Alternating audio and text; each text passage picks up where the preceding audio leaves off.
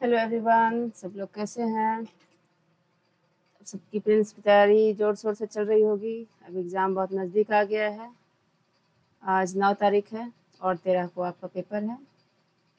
तो चलिए, हम लोग मॉडर्न हिस्ट्री में हम लोग लास्ट क्लास में नेहरू रिपोर्ट और सैमन कमीशन को देखा था, और आज के लेक्चर में हम लोग देखेंगे मॉडर्न हिस्ट्री के अंतर्गत हम लोग देखेंगे आज सिविल डिसोबीडियंस मूवमेंट पढ़ेंगे।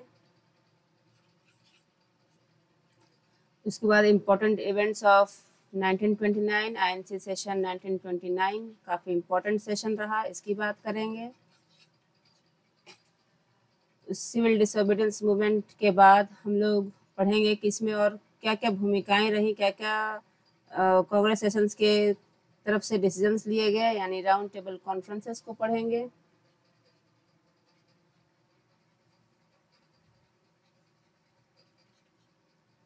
आज ये बहुत इंपॉर्टेंट टॉपिक है फ्रेंड्स, ये तीनों ही आज इस पे डिस्कशन होगी हम लोगों की। ठीक है, तो चलिए हम लोग अपने लेक्चर को स्टार्ट करते हैं। मॉडर्न हिस्ट्री एक बेहद इम्पोर्टेंट टॉपिक है, आपको इसको अच्छे से प्रिपेयर करके जाना चाहिए प्रीलिम्स के पहले। तीन टॉपिक्स है फ्रेंड, जिसको आपको एकदम अच्छे से प्रिपेयर करना चाहिए। एक तो मॉडर्न हिस्ट्री, दूसरा करंट अफेयर्स और तीसरा साइंस।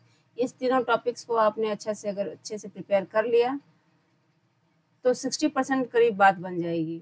ठीक है, रेस्ट 40% के लिए आपको मेहनत करना पड़ेगा। मैं वीडियो के एंड में कुछ आपको टिप्स ही बताऊंगी, कैसे कैसे आप अभी लास्ट के 3-4 दिनों में आपको क्या करना है। तो चलिए आज हम लोग टॉपिक को स्टार्ट करते हैं। सिविल डिसोबीडियंस मूवमेंट, सिविल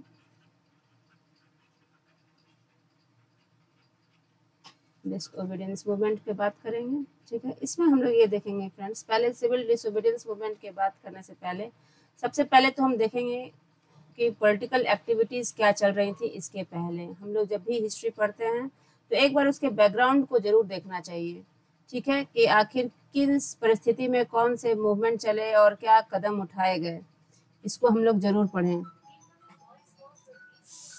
तो पॉलिटिकल एक्टिविटीज़ इन 1929 जब हम पढ़ेंगे, ठीक है, इसके अंतर्गत हम लोग देखेंगे पॉलिटिकल एक्टिविटीज़ क्या क्या चले 1929 में, जिसके कारण सिविल डिसोबीडियंस मूवमेंट 1930 में लॉन्च करना पड़ा। कांग्रेस वर्किंग कमेटी द्वारा फैसला लिया गया। तो चलिए उसका एक ओवरव्यू हम लोग पढ़ते हैं फ्रेंड्स। ठीक है, सबसे पहले हम लोग 1929 की एक्टिविटीज़ को अगर देखें तो हम लोग बात करेंगे, आप याद करिए जो मैंने आपको पढ़ाया था, आपने जो हिस्ट्री में पढ़ा अभी तक। हम लोग इसमें देखते हैं इस ईयर बॉम्ब एक्सप्लोजन किया गया भगत सिंह और बटुकेश्वर दत्त के द्वारा। आपको पता होगा पब्लिक सेफ्टी बिल और ट्रेड डिस्प्यूट बिल के खिलाफ विरोध में प्रदर्शन हो रहा था, लेकिन सरकार सुन नहीं रही थी। भगत सिंह और बटुकेश्वर दत्त ने सेंट्रल लेजिस्लेटिव असेंबली में बॉम्ब गिरा दिया था, और इसका पर्पस जो था वो किसी को हिंसा पहुंचाना या हिंसा फैलाना नहीं था, बल्कि to make the deaf hear, जो भगत सिंह उस समय कहते थे कि बहरों को सुनाई पड़े, बस इस वजह से इस वारदात को अंजाम दिया गया। ठीक है, through bomb over central legislative assembly, ये आप याद रखेंगे। उसके बाद और क्या क्या घटनाएं घटी 1929 में, आपको मैंने पढ़ाया था कि मीरठ कॉन्स्पिरेसी केस भी हुआ था friends, right. Meerut conspiracy case, आपको इसमें पता होगा कि इस केस में बहुत सारे कम्युनिस्ट को गिरफ्तार कर लिया गया था, उन्हें उम्र कैद की सजा हुई थी, क्योंकि कम्युनिस्ट की जो एक्टिविटी थी वो भी सरकार को खासा खटक रही थी, उनको वो देशद्रोही मानते थे। तो मीरठ कॉन्स्पिरेसी केस भी 1929 के तहत कम्युनिस्टों को भारी तादाद में गिरफ्तार करके उनको उम्र कैद की सजा हुई थी, ये आप याद रखेंगे। उसके बाद एक बहुत इंपॉर्टेंट घटना और घटी थी। ब्रिटेन में जो कंजर्वेटिव पार्टी थी वो हटकर अब लेबर पार्टी की सरकार बनी थी। Very important point. आपको पता होगा कि साइमन कमीशन इसी वजह से अपने समय से पहले गठित कर दिया गया था, क्योंकि वहाँ की सरकार को भी डर था कि उसकी पार्टी गिरेगी और दूसरी पार्टी जब आएगी तो पता नहीं वो इंडिया के गवर्नेंस को लेके क्या रूल बनाए, इसलिए आनन फानन में वहाँ की कंजर्वेटिव पार्टी जो थी साइमन कमीशन का गठन किया उसने। तो वहाँ जब कंजर्वेटिव पार्टी की सरकार हटी और लेबर पार्टी वहाँ सत्ता में आई ब्रिटेन में, इसने अपनी सरकार बनाई और इसके लीडर थे राम से मैकडोनाल्ड। फ्रेंड्स ये आप जरूर याद रखें, राम से मैकडोनाल्ड का आगे भी जिक्र आता है कि किस तरह उन्होंने कम्युनल अवार्ड और ये सब की घोषणा की। राउंड टेबल कॉन्फ्रेंसेस में उनका पार्टिसिपेशन रहा। तो labour party form the government under Ramsay McDonald, आप ये नाम जरूर रखें, ये ब्रिटेन के पीएम बनते हैं। ये भी 1929 की घटना है, रामसे मैकडोनाल्ड।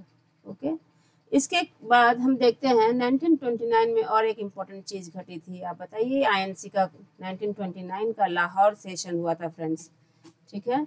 1929 का लाहौर सेशन हुआ था, और जब ये सेशन हुआ तो हम एक बहुत इम्पॉर्टेंट चीज़ इस सेशन में देखते हैं। कांग्रेस वर्किंग कमेटी और कांग्रेस के लीडर्स ने अब अपना जो गोल है वो डोमिनियन स्टेटस से शिफ्ट करके पूर्ण स्वराज की तरफ किया था, ठीक है। ये अब शिफ्ट हुआ और ये तब्दील हुआ पूर्ण स्वराज, अब इससे नीचे कुछ भी मंजूर नहीं था। तो आप ये जरूर याद रखें, ये आपके ऑब्जेक्टिव क्वेश्चंस में आ सकता है, वेरी इंपॉर्टेंट ये आईएनसी सेशन 1929 का। इसमें सबसे प्रमुख चीज़ें तो ये थी कि डोमिनियन स्टेटस को शिफ्ट करके अपूर्ण स्वराज उनका गोल हो गया, और सेकंड बात ये थी कि उन्होंने राउंड टेबल कॉन्फ्रेंस को बॉयकॉट किया था। आपको याद होगा 3 राउंड टेबल कॉन्फ्रेंस हुए, जिसमें कि सिर्फ एक ही राउंड टेबल कॉन्फ्रेंस जो 1931 की थी उसमें कांग्रेस और गांधी जी के नेतृत्व में पार्टिसिपेशन हुआ, बाकी दोनों बॉयकॉट किया गया था। तो राउंड टेबल कॉन्फ्रेंसेस को बॉयकॉट करना भी था इस लाहौर सेशन में। और फ्रेंड्स आप याद करिए, इसमें और एक बहुत महत्वपूर्ण घटना घटी थी। इसमें ऑथराइजेशन तो दिया गया ही था सिविल डिसोबीडियंस मूवमेंट को, लेकिन और एक बहुत महत्वपूर्ण चीज़ हुई थी इस सेशन के दौरान, authorization to civil disobedience movement. और वो महत्वपूर्ण ये चीज़ थी कि 26 जनवरी 1930 को, ठीक है, ये इंडिपेंडेंस डे के रूप में डिक्लेयर किया गया। और इस दिन को, ठीक है, और तभी जवाहरलाल नेहरू तिरंगा लहराते हैं। इस डेट को आप जरूर याद रखें, क्योंकि 26 जनवरी 1930 को उस वक्त इंडिपेंडेंस डे डिक्लेयर हुआ। उसके पहले यानी 31 दिसंबर 1929 को रवि नदी के किनारे जवाहरलाल नेहरू इंकलाब जिंदाबाद के नारों के साथ तिरंगा लहराते हैं। ये क्वेश्चन आपको पीटी में आ सकता है, ये डेट आ सकता है, इस इवेंट से रिलेटेड क्वेश्चंस आ सकते हैं, ठीक है फ्रेंड्स। ये जब ये जो डेट डिसाइड किया 26 जनवरी 1930 का, यही आज हम लोग रिपब्लिक डे के रूप में इस डेट को मनाते हैं, क्योंकि आज़ादी तो 15 अगस्त को मिली, मगर 26 जनवरी को हमने एक यादगार पल बनाने के लिए इसको आज भी रिपब्लिक डे के रूप में मनाया जाता है। लेकिन इसको सर्वप्रथम 26 जनवरी 1930 में इंडिपेंडेंस डे के रूप में मनाया गया था। अब 31 दिसंबर 1929 को इसी के एवज में रवि नदी के किनारे तिरंगे को लहराया जाता है, ठीक है, आप ये जरूर याद रखेंगे। और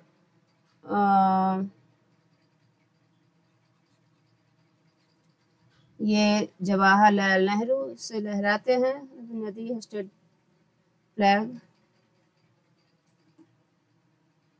इसको आप ऐसे याद रखें, इसको मैं और इजी लैंग्वेज में लिख रही हूँ। ये डेट आप जरूर याद रखें, और ये फ्लैग होस्टिंग जवाहरलाल नेहरू के द्वारा किया गया था,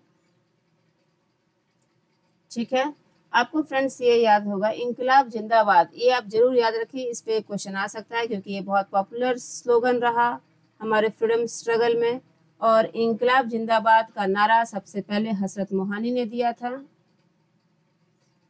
ये नारा सबसे पहले हजरत मोहानी इन्होंने दिया था 1921 में, और बाद में ये भगत सिंह के द्वारा भी, जवाहरलाल नेहरू ने भी इसको कई बार प्रयोग किया। उसको मोहम्मद इकबाल जो पोइट थे उन्होंने भी इसको यूज़ किया, लेकिन ये फ्रेम किया गया था, actually it was coined bye हजरत मोहानी। ये आप जरूर याद रखें। अब हम नेक्स्ट बात करते हैं सिविल डिसोबीडियंस मूवमेंट की, ठीक है।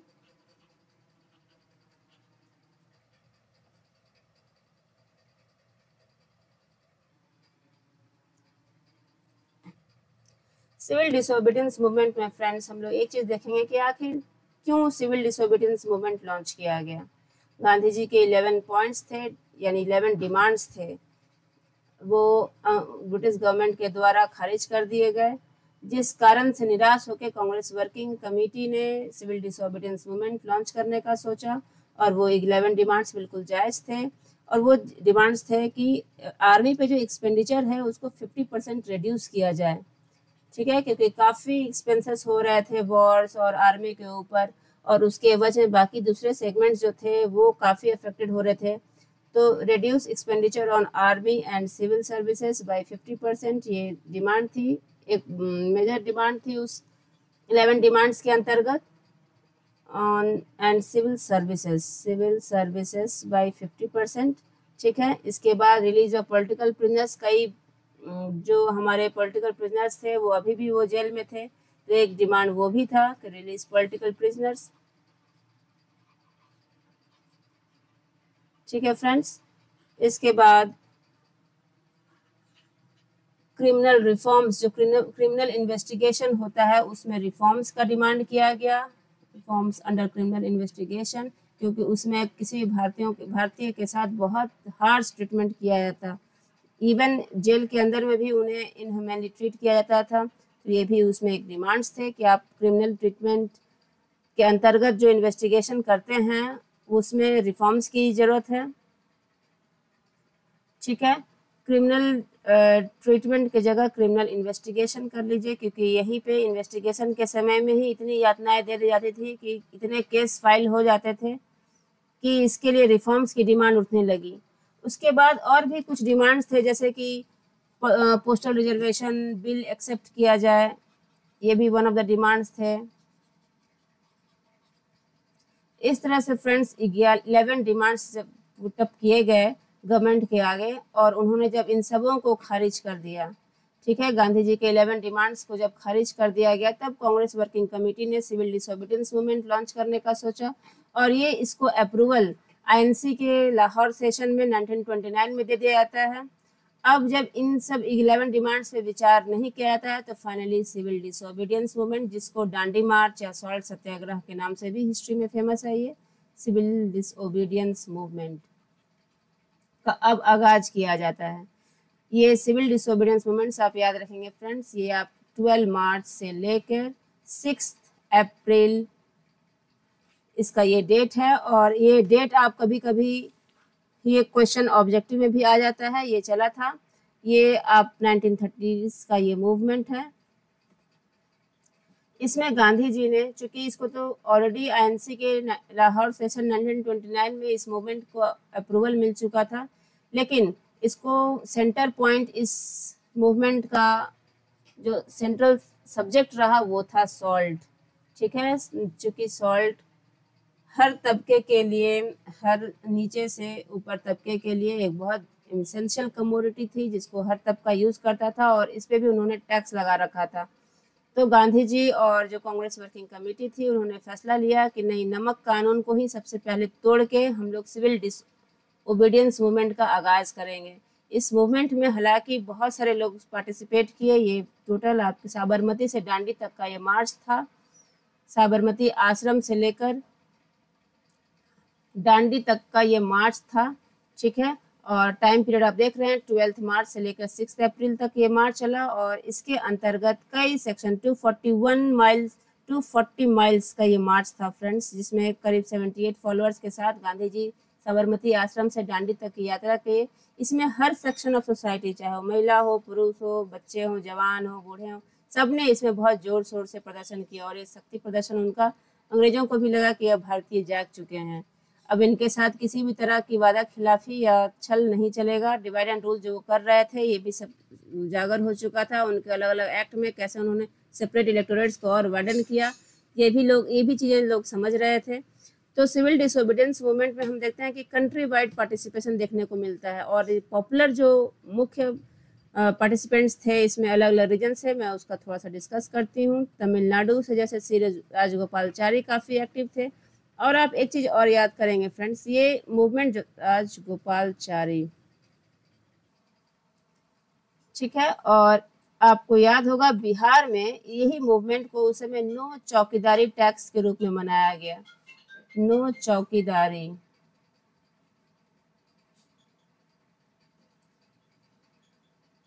ये सॉल्ट सत्याग्रह, चूंकि बिहार पे कोई तट नहीं है, बिहार एक लैंडलॉक्ड स्टेट है, तो उस समय भी इस मूवमेंट को बिहार में नो चौकीदारी टैक्स कैंपेन के रूप में मनाते हैं और इसमें बहुत पॉपुलर रोल निभाते हैं अंबिका कांत सिन्हा।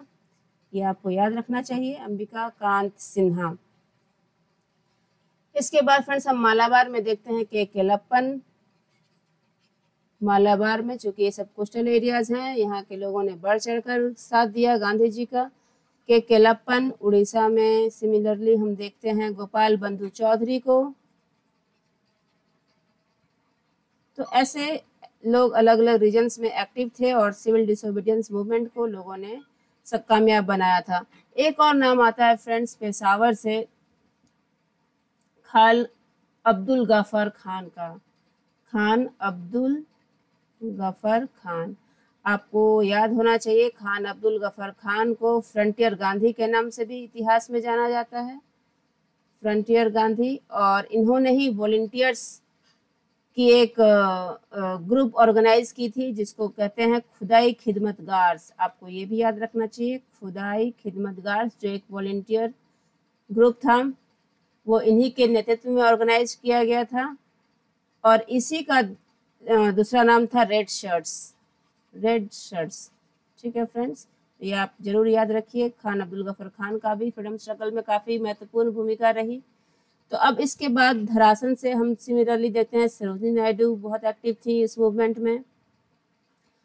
इमाम साहब, सरोजिनी नायडू, ये लोगों का रोल देखने को मिलता है। इमाम साहब, चलिए, और सिमिलरली एक नाम और आता है नॉर्थ ईस्ट से, वो भी बहुत इंपॉर्टेंट नाम, गांधी जी से काफ़ी इन्फ्लुएंस थी। मणिपुर एंड नागालैंड वाले इलाके से रानी गैदीलियू का नाम आता है, जो कि गांधी जी से बहुत ज़्यादा इन्फ्लुएंस्ड थी और ये सरनेम उन्होंने इसीलिए लिया, रानी गैदीलियू, ठीक है। तो ये सारे सिविल डिसोबीडियंस मूवमेंट के समय एक्टिविटीज़ रहे, लोगों का बढ़ चढ़कर पार्टिसिपेशन हुआ, लेकिन फिर इसको क्यों विड्रॉ करना पड़ा? आप देखिए, जब उसी वक्त जब गांधी इरविन पैक्ट साइन हुआ था, आपको याद होगा गांधी इरविन पैक्ट की जो तारीख थी वो 5 मार्च 1931 को ये पैक्ट साइन हुआ था। ये फ्रेंड्स, ये डेट आप जरूर याद रखिए, बहुत इंपॉर्टेंट पैक्ट साइन हुआ था, ठीक है। ये आप ऑब्जेक्टिव का क्वेश्चन बनता है यहाँ से, 1931, ठीक है। मेरी राइटिंग आपको समझ में आ रही होगी। गांधी इरविन पैक्ट साइन होता है 5 मार्च 1930, जहाँ पे ये तय किया जाता है, लॉर्ड इरविन जो उस समय भारत के वाइसरॉय रहते हैं, वो और गांधी जी मिलकर ये पैक्ट साइन करते हैं और ये तय किया जाता है कि जो भी पॉलिटिकल प्रिजनर्स हैं उनको रिहा कर दिया जाए, ठीक है, मगर सिर्फ वही रिहा होंगे जो नॉन वायलेंट एक्टिविटीज में इन्वॉल्व थे। रिलीज ऑफ नॉन वायलेंट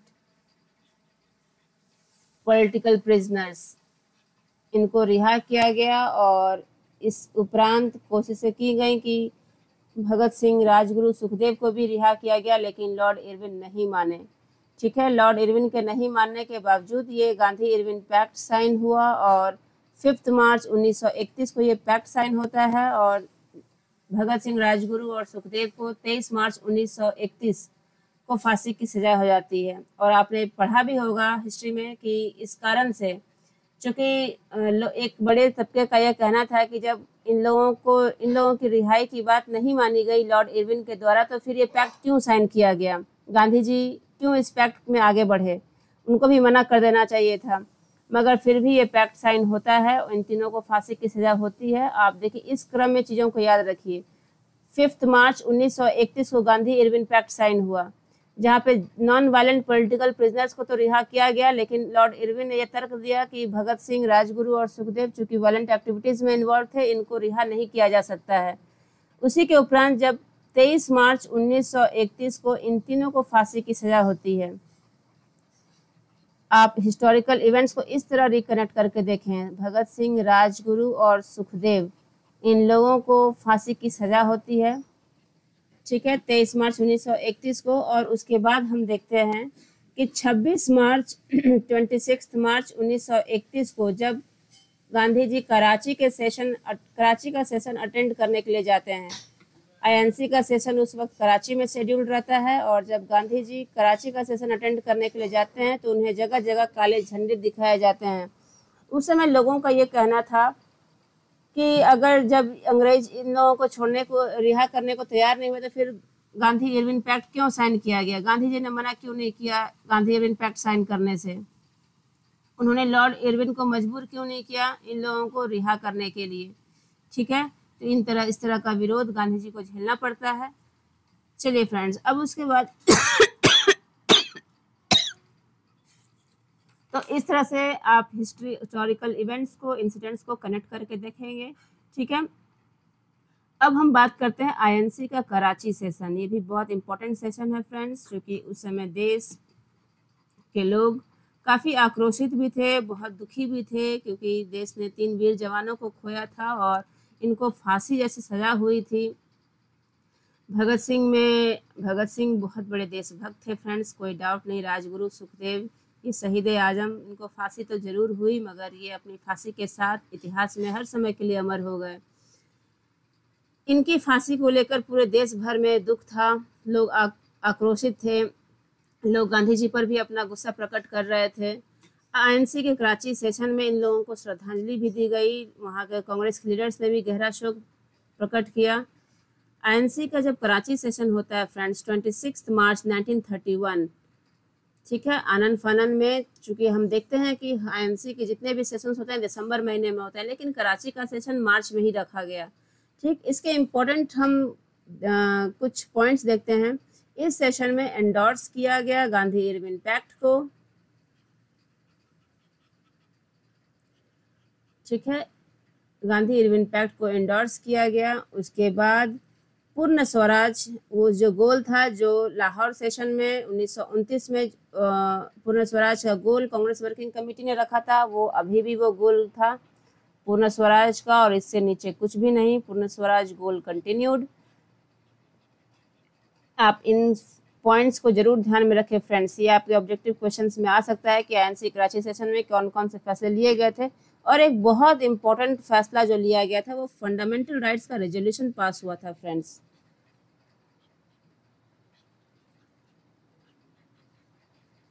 ये रेजोल्यूशन पास हुआ था जहाँ पे freedom of speech and expression ये मांग की गई। ठीक है, speech and freedom of press की बात की गई, जो अधिकार बाधित थे उन अधिकारों की बात की गई, फ्रीडम ऑफ प्रेस। ठीक है, यूनिवर्सल फॉर्म एसोसिएशंस, क्योंकि उन दिनों अपनी बात रख पाना ही बहुत बड़ा चैलेंज था, फ्रीडम फॉर्म एसोसिएशंस। उसके बाद यूनिवर्सल एडल्ट फ्रेंचाइज की बात की गई, क्योंकि वोटिंग राइट्स भी पूरी इम्प्लीमेंटेड नहीं, यूनिवर्सल एडल्ट फ्रेंचाइज लीडर्स ने डिमांड किया। ठीक, इसके बाद हम देखते हैं कि नेशनल इकोनॉमिक प्रोग्राम, ये इसका भी रेजोल्यूशन पास किया गया। नेशनल इकोनॉमिक प्रोग्राम, ताकि लोगों को रोजगार मिले, रोजगार के अवसर जनरेट हो सके। मिक प्रोग्राम का रेजोल्यूशन पास हुआ फ्रेंड्स, ये आप जरूर याद रखेंगे, बहुत इंपॉर्टेंट सेशन है कराची का सेशन। ठीक, अब इसके बाद हम थोड़ी राउंड टेबल कॉन्फ्रेंसेस की बात कर लेते हैं फ्रेंड्स, क्योंकि अब ये सिविल डिसोबीडियंस मूवमेंट अब यहाँ से विड्रॉ कर लिया। गांधी इरविन पैक्ट साइन होने के साथ जब लॉर्ड इरविन पॉलिटिकल प्रिजनर्स को रिहा करने की बात करते हैं, तो गांधी जी भी सिविल डिसोबीडियंस मूवमेंट विड्रॉ कर लेते हैं। और उसके बाद जब ये सिविल डिसोबीडियंस मूवमेंट विड्रॉ हो जाता है तो राउंड टेबल कॉन्फ्रेंसेस का दौर चालू होता है फ्रेंड्स। ठीक है, ये सारे कॉन्फ्रेंस, तीनों कॉन्फ्रेंस लंदन में हुए थे। और मैं बता दूं, उसमें British prime minister Ramsay McDonald के नेतृत्व में हुआ राउंड टेबल कॉन्फ्रेंसेस में। अब इसकी बात कर लेते हैं। तो टोटल आपको याद रखना है कि 3 राउंड टेबल कॉन्फ्रेंसेस हुए, जिसमें कांग्रेस का पार्टिसिपेशन सिर्फ सेकेंड राउंड टेबल कॉन्फ्रेंस में हुआ था, सेकेंड आरटीसी में हुआ। ठीक है, अच्छा, अब इसके आगे की बात करते हैं कि आरटीसी में आखिर क्या हुआ। राउंड टेबल कॉन्फ्रेंसेस में ये कहा गया था कि कॉन्स्टिट्यूशनल रिफॉर्म्स की बात की जाएगी, लेकिन वहाँ भी बात चीज़ें मटेरियलाइज नहीं हो पाती हैं। अब इस पे हम लोग आगे बात करते हैं। जैसे फर्स्ट राउंड टेबल कॉन्फ्रेंस का अपडेट जरूर याद रखें फ्रेंड्स। ये first round table conference London में हुआ था और इसकी तारीख थी नवंबर 1930 से जनवरी 1931 तक। आप इस डेट को जरूर याद रखें, ये फर्स्ट राउंड टेबल कॉन्फ्रेंस को। और इसकी ओपनिंग की गई जॉर्ज 5, ओपनिंग करते हैं किंग जॉर्ज 5, उसमें ब्रिटेन के यही राजा रहते हैं। ठीक है, और इसको चेयर्ड बाय रामसे मैकडोनाल्ड, जो वहाँ के पीएम रहते हैं, रामसे मैकडोनाल्ड। ठीक है, इंडियन रिप्रेजेंटेटिव्स के बहुत डाइवर्स ग्रुप्स का पार्टिसिपेशन होता है। प्रिंसली स्टेट्स पार्टिसिपेट करते हैं, मुस्लिम लीग पार्टिसिपेट करती है, हिंदू महासभा पार्टिसिपेट करते हैं, Sikh, Parsis, liberals, depressed classes, justice party, ये सब पार्टिसिपेशन करती है, मगर कांग्रेस इसको बॉयकॉट करती है। ठीक है, ये कांग्रेस द्वारा बॉयकॉट किया जाता है फ्रेंड्स। ठीक है, गवर्नमेंट ऑफ इंडिया की अगर बात करें तो उसमें नरेंद्र नाथ, भूपेंद्र नाथ मित्र, सी रामस्वामी अय्यर, ये सब का पार्टिसिपेशन होता है। ठीक है, अब हम सेकेंड राउंड टेबल कॉन्फ्रेंस की बात करते हैं। सेकेंड राउंड, लेकिन इसका आउटकम कुछ नहीं निकलता है। सेकेंड राउंड टेबल कॉन्फ्रेंस आप जानते हैं कि ये भी लंदन में हुआ था, और इसकी तारीख आप जरूर याद रखें, सितंबर 1931 से दिसंबर 1931 तक सेकेंड राउंड टेबल कॉन्फ्रेंस की ये तारीख है। और गांधी जी इसमें पार्टिसिपेट करते हैं। लॉर्ड इरविन के द्वारा भी ये भरोसा दिया गया था कि राउंड टेबल कॉन्फ्रेंस में कॉन्स्टिट्यूशनल रिफॉर्म्स की बात होगी, इंडियंस के हितों की बात होगी, उनके अधिकारों की बात होगी, लेकिन ऐसा कुछ नहीं होता है। वहाँ जो भी डाइवर्स फोरम्स थे जो रिप्रेजेंट कर रहे थे, जैसे हिंदू महासभा, जस्टिस पार्टी, मुस्लिम लीग, ये सारे अपने अपने मतलब की बात कर रहे थे, माइनॉरिटीज अपने हित की बात कर रहे थे, कोई भी भारत की बात नहीं कर रहा था। तो सेकेंड राउंड टेबल कॉन्फ्रेंस आप याद रखिएगा कि इसी को सिर्फ गांधी जी ने अटेंड किया था, और सबसे बड़ा जो मुद्दा निकला था वो डेडलॉक की स्थिति बन गई ओवर माइनॉरिटी इश्यूज। ठीक है, सेपरेट इलेक्टोरेट्स पे कुछ लोग अड़ गए थे कि माइनॉरिटीज को सेपरेट इलेक्टोरेट्स मिले, और इस पे गांधी जी अड़ गए थे। ये सेकेंड राउंड टेबल कॉन्फ्रेंस भी मटेरियलाइज नहीं हो पाया। उसके बाद सेकेंड राउंड टेबल कॉन्फ्रेंस के फेलियर के बाद सिविल डिसोबीडियंस मूवमेंट फिर से रेज्यूम किया गया।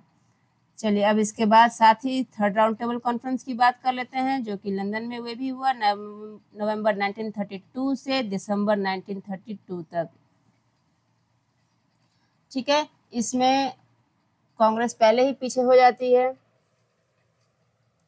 इसमें पार्टिसिपेट नहीं करती है, और इसमें एक डिसीजन लिया जाता है जिसका हम लोग देखते हैं उसके बाद के ईयर्स में गवर्नमेंट ऑफ इंडिया एक्ट 1935 पारित होता है। ठीक है, इसकी नींव रखी जाती है थर्ड राउंड टेबल कॉन्फ्रेंस में। अब हम एक चीज हम लोग और नोट करेंगे फ्रेंड्स, कोई लीडर्स ऐसे भी थे जो जिन्होंने तीनों राउंड टेबल कॉन्फ्रेंस अटेंड किया, तो वो थे, और उनका आप नाम रखेंगे डॉक्टर BR अम्बेडकर, इन्होंने किया था, और तेज बहादुर सापरू, ये तीनों राउंड टेबल कॉन्फ्रेंस में प्रेजेंट थे। इसके बाद हम बात करें कांग्रेस की, अगर हम बात करें तो सिर्फ सेकेंड राउंड टेबल कॉन्फ्रेंस में पार्टिसिपेट की, अंदर गांधी जी और साथ में मदन मोहन मालवीय भी थे। और अगर हम मुस्लिम लीग की बात करें या मोहम्मद अली जिन्ना की बात करें, तो मोहम्मद अली जिन्ना फर्स्ट और सेकेंड राउंड टेबल कॉन्फ्रेंस में पार्टिसिपेट किए थे। मोहम्मद अली जिन्ना, इन्होंने first and second round table conference में पार्टिसिपेट किया। ठीक है फ्रेंड्स, तो ये आप जरूर याद रखिए।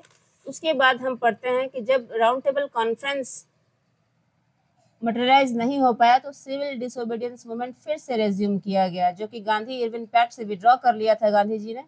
अब फिर से जब वो लंदन से वापस आते हैं, सिविल डिसोबीडियंस मूवमेंट फिर से परवान चढ़ता है, क्योंकि ये राउंड टेबल कॉन्फ्रेंस जस्ट एक आई वॉश था, एक धोखा था, और कांग्रेस ऐसा मानती थी कि इस धोखाधड़ी के लिए कहीं से भी हम सिविल डिसोबीडियंस मूवमेंट को विड्रॉ नहीं कर सकते हैं। इसको फिर से रेज्यूम किया गया इस मूवमेंट को, और बड़े पैमाने पे हालांकि लीडर्स को अरेस्ट किया गया, उनकी प्रॉपर्टी को कॉन्फिस्केट किया गया, जो भी लोग इसमें पार्टिसिपेट किए, लेकिन तब भी ये मूवमेंट 1931 से लेकर 1934 तक चला। ठीक है, इसके बाद हम देखते हैं कम्युनल अवार्ड की घोषणा होती है। हम लोग जानते हैं कम्युनल अवार्ड की घोषणा रामसे मैकडॉनल्ड द्वारा किया जाता है, और इसके पीछे भी उनकी मंशा क्या थी। 1932 में कम्युनल अवार्ड लेकर आते हैं। ये कोई बहुत ऐसी घोषणा नहीं होती है कि जिसमें उनके कुछ बहुत बड़े और बहुत पाक मकसद दिखे। इस अवार्ड का भी पुरजोर विरोध किया जाता है, हालांकि कुछ लोग इसको समर्थन भी किए, ये हम लोग आगे पढ़ेंगे। तो ये अनाउंस किया जाता है फ्रेंड्स ब्रिटिश प्राइम मिनिस्टर के द्वारा, और उस समय ब्रिटिश प्राइम मिनिस्टर थे रामसे मैकडॉनल्ड, मैंने आपको बताया था। ठीक है,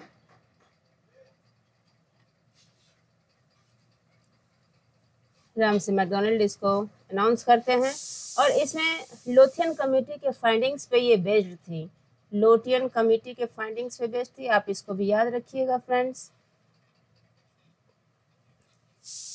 अब इसमें ये अरेंजमेंट की जाती है कि इसने सेपरेट इलेक्टोरेट्स फॉर माइनॉरिटीज की इसमें बात कही गई, ठीक है।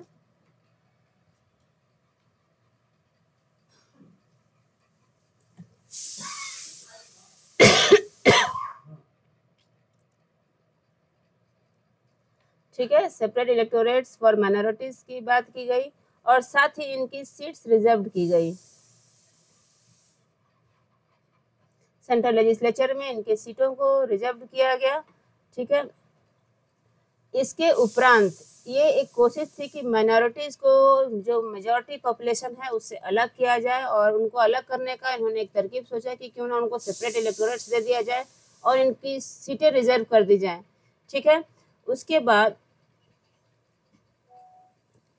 सेपरेट इलेक्टोरेट्स तो माइनॉरिटीज की बात इसमें कही गई। इसके अलावा सेपरेट इलेक्टोरेट्स में इन्होंने सिर्फ डिप्रेस्ड क्लासेस को ही माइनॉरिटीज नहीं माना, वो separate electorates for Muslims, Sikhs, depressed classes, of course target वही थे, डिप्रेस्ड क्लासेस को कैसे मेजॉरिटी से अलग कर दिया जाए, मुस्लिम सिख्स को अलग कर दिया जाए। उसके बाद क्रिश्चियंस, जो इंडियन क्रिश्चियंस थे, एंग्लो इंडियंस,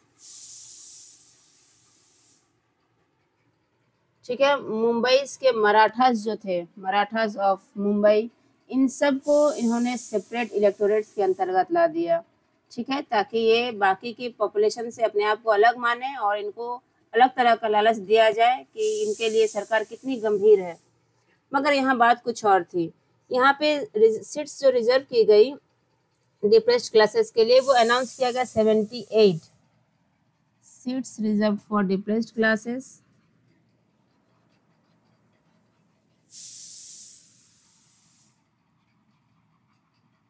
ये 78 सीट्स इन्होंने रिजर्व किया उनके लिए। और जो माइनॉरिटीज़ के लिए यानी जो डिप्रेस्ड क्लासेस के लिए जो सीटें रिजर्व की गई और सेपरेट इलेक्टोरेट्स लाई गई, उसको सपोर्ट किया डॉक्टर भीमराव अम्बेडकर ने। उन्हें ऐसा लगता था कि अगर डिप्रेस्ड क्लासेस को अलग से रिजर्वेशन या सेपरेट इलेक्टोरेट्स नहीं मिलेगा तो ये इनकी आवाज़ को दबा दी जाएगी, मेजॉरिटीज इनकी बात को नहीं सुनेंगे, तो इन्होंने इस कम्युनल अवार्ड को सपोर्ट किया। लेकिन इसके सबसे घोर विरोधी थे गांधी जी, और हम जानते हैं कि पूना पैक्ट साइन हुआ।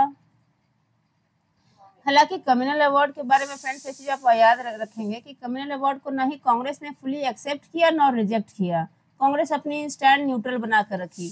लेकिन पूना पैक्ट में गांधी जी ने इसका पुरजोर विरोध किया और इस कारण से पूना पैक्ट साइन किया गया ये 1932 में। और कम्युनल अवार्ड जिसमें सेपरेट इलेक्टोरेट्स की बात की गई, इसको ख़त्म किया गया क्योंकि गांधी जी जानते थे कि इससे स्थिति और ख़राब हो जाएगी। ऑन सितंबर 24, 1932 ये साइन हुआ पूना पैक्ट गांधी जी और अंबेडकर के बीच, और इसमें सेपरेट इलेक्टोरेट्स के कॉन्सेप्ट को अबैंडन करके रिजर्व सीट्स की संख्या को बढ़ा दिया जाता है, ठीक है, ये आप जरूर रखेंगे।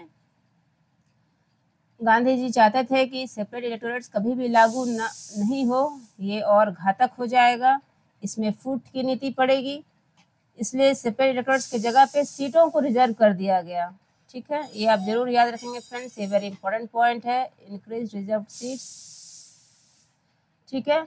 फॉर डिप्रेस्ड क्लासेस के लिए उन्होंने सीटों की संख्या बढ़वा दी और वो सीधा 71 से 147 कर दिया गया प्रोविंशियल लेजिस्लेचर्स में,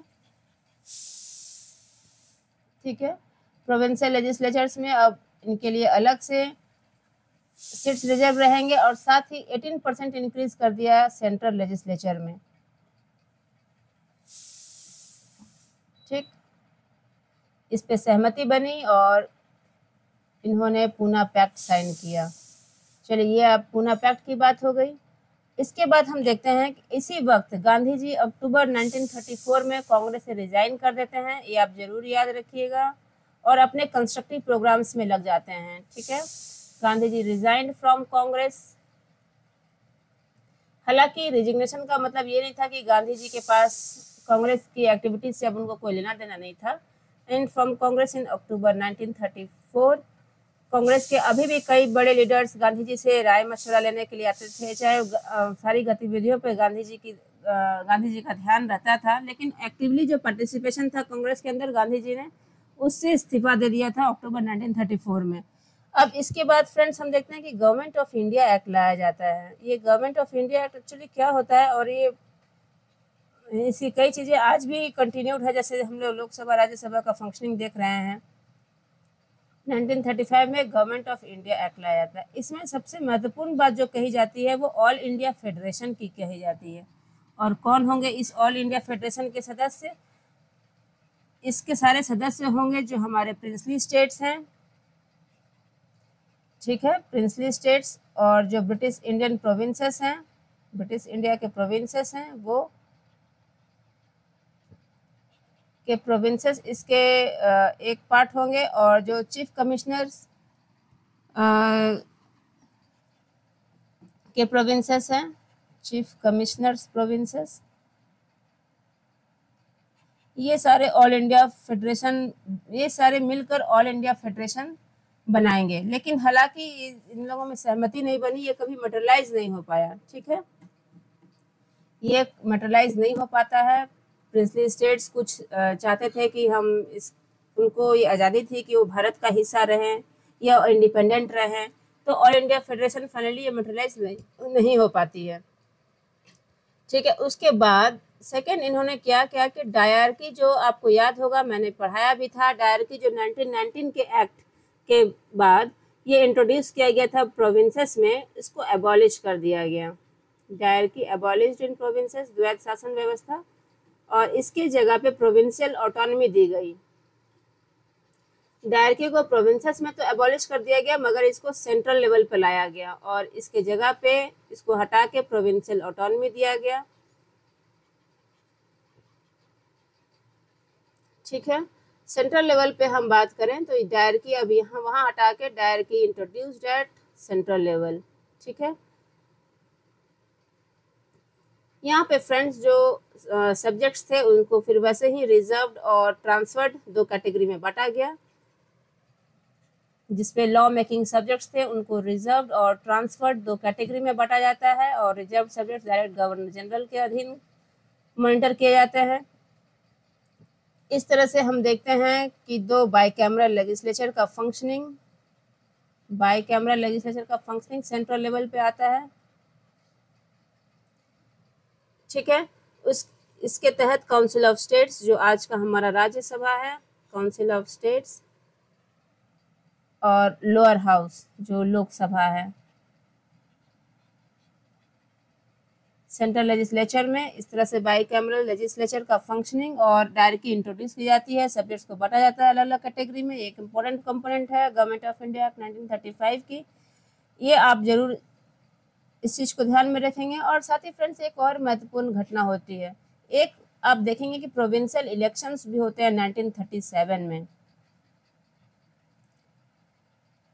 ठीक। उस प्रोविंशियल इलेक्शन में टोटल 11 प्रोविंसेस थे, ब्रिटिश इंडिया में टोटल 11 प्रोविंसेस थे, और कांग्रेस को बहुमत मिलती है। बहुत सारे मैक्सिमम प्रोविंसेस में कांग्रेस की सरकार बनती है, कहीं कहीं कांग्रेस को मेजॉरिटी नहीं मिलती है, और वो मेजॉरिटी नहीं मिलती है इनको बंगाल में, पंजाब में, सिंध में, असम में, और नॉर्थ वेस्ट फ्रंटियर प्रोविंस में, यानी 1, 2, 3, 4, 5, इन 5 प्रोविंसेस में इनको मेजॉरिटी नहीं मिलती है, ठीक है, कांग्रेस को। बाकी जितने जो प्रोविंसेस हैं उन सब में कांग्रेस को मेजॉरिटी मिलती है और बहुमत मिलती है। तो कांग्रेस फाइनली अपनी मिनिस्ट्री का फॉर्मेशन करती है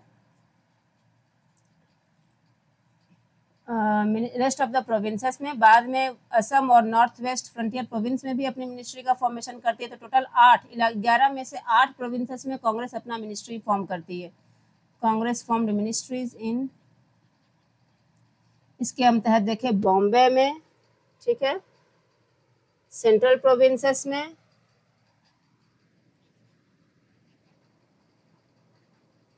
यूनाइटेड प्रोविंसेस में,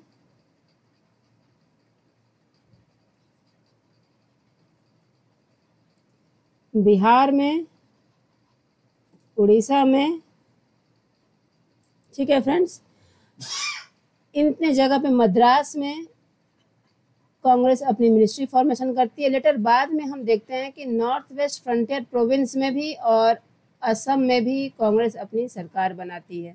तो 11 प्रोविंसेस में से 8 प्रोविंसेस में 3, 4, 5, 6, 7, 8 प्रोविंसेस में कांग्रेस अपनी मिनिस्ट्री का फॉर्मेशन करती है और बंगाल, पंजाब और सिंध इन तीनों में कांग्रेस की मिनिस्ट्री का फॉर्मेशन नहीं होता है। तो जब 1937 के प्रोविंशियल इलेक्शंस में कांग्रेस को भारी जीत मिलती है, तब कांग्रेस को भी ये एहसास हो जाता है कि जनमत उनके साथ है।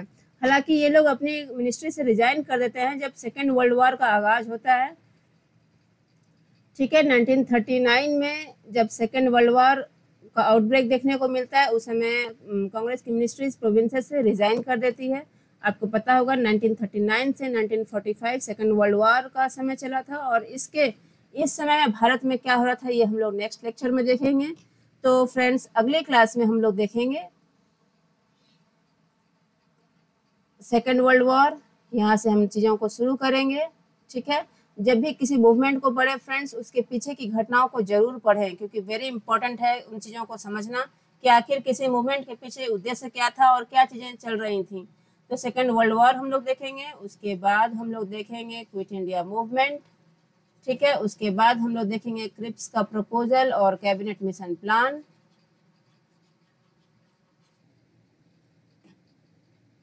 और कैबिनेट मिशन प्लान ये आप जरूर पढ़ के जाएंगे एग्जाम में, बहुत इंपॉर्टेंट टॉपिक्स है। कैबिनेट मिशन प्लान को देखेंगे। ठीक है फ्रेंड्स, तो आप लोग अपनी तैयारी अच्छे से करिए, अच्छे से रिवाइज करते रहिए। मैं कुछ आपको टिप्स भी देती हूँ कैसे आप मैक्सिमम मार्क्स ला सकते हैं, नेगेटिव मार्किंग से बच सकते हैं। चलिए, कीप लर्निंग, अपनी रिवीजन करते रहिए, स्ट्रेस फ्री रहिए। चलिए, सब लोग अपने एग्ज़ाम को अच्छे से अटेंड करिए। ऑल द बेस्ट सभी को। Thank you everyone, bye bye. फिर मिलते हैं नेक्स्ट क्लास में नई टॉपिक के साथ। Good bye everyone.